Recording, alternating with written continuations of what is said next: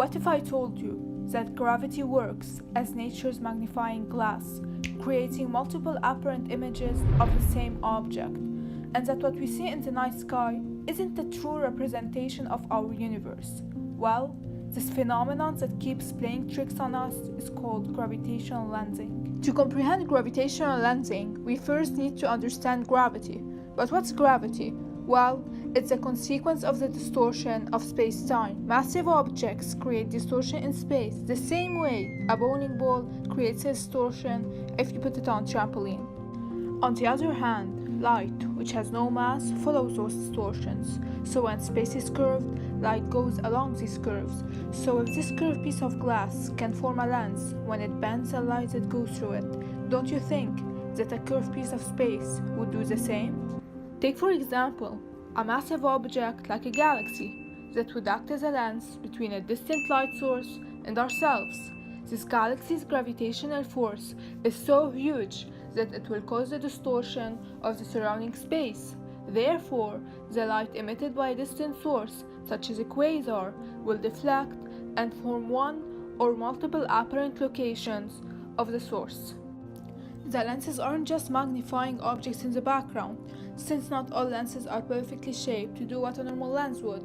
Some would be like funhouse mirrors. For example, astronomers witnessed an Einstein cross, which is 4 images of the same object arranged perpendicular to each other around the lens. We also got images of an Einstein ring, which we would get when the lens, the light source, and the observer are in perfect symmetry. But it doesn't stop here.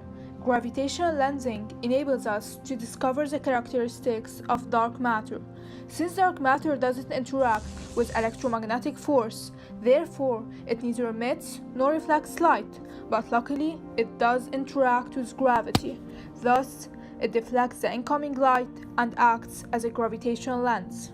The distorted image of the object will show us the distribution of mass along the light's path.